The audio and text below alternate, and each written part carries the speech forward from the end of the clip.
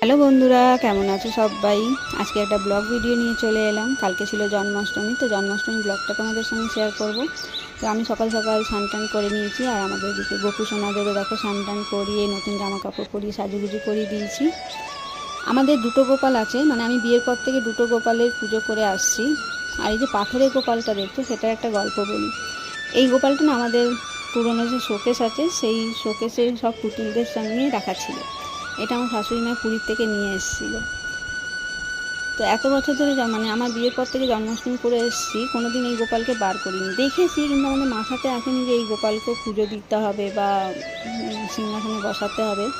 আমার মেয়ে যেমন 4 কি 4.5 বছর বয়স, ও তো ছোটোর থেকে দেখে আসছে যে জন্মাষ্টমীতে গোপালের পুজো হয়, ভোগ দেওয়া হয়। তারপর অনেক গল্প শুনেছে ঠাকুমার কাছে।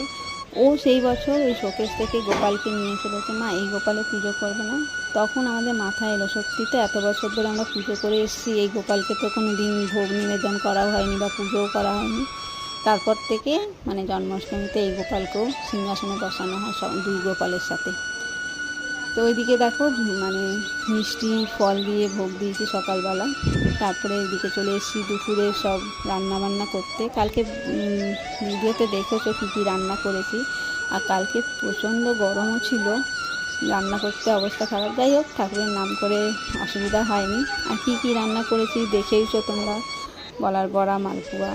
তালের বড়াটা করিনি, তালের বড়া করবো এই সামনের সপ্তাহে করব। আমাদের আরেকটা পূজা আছে, তো ওই পুজোতে তাল দিতেই হয়। তো যে কারণে পরপর তাল দেওয়া হয়ে যাবে বলে আর ওই জন্য তালের বড়াটা কিনে এনেছি। আর এটা হচ্ছে ক্ষীরটা আমি মানে বাড়িতেই তৈরি করি। তো ক্ষীরটাকে এদিকে তৈরি হচ্ছে, এদিকে ভাজাভুজির কাজ চলছে। ভাজাভুজি কাজ করতে করতে হঠাৎ বরমশাই মনে একটু আমার প্রতি মায়া এলো। তো দেখলাম ও চলে এসে বললো, চলো আমি একটু ভাজাটা করে দিই। তো স্নান টান করে এসে আবার একটু হাত লাগালো আর কি। তো হাত লাগালো বলে আর একটু তাড়াতাড়ি হলো, নাহলে অনেকটা দেরি হয়ে যেত। ছুটি ছিল বলে হয়েছে, নাহলে ছুটি যখন থাকে না আমাকেই করতে হয়। তো যাই হোক। আর এদিকে শাশুড়ি মা দেখো পুজো টুজো মানে ওইদিকে পুজো করছিল, আমরা এদিকে রান্নাবান্না করছিলাম।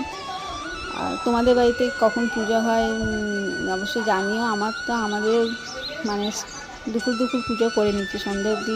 মানে শাশুড়ি মা অসুস্থ, তো অতক্ষণ উপোস করে থাকতেও পারে না। ওই জন্য আমরা দুপুরের মধ্যে সেরে দিয়েছিলাম।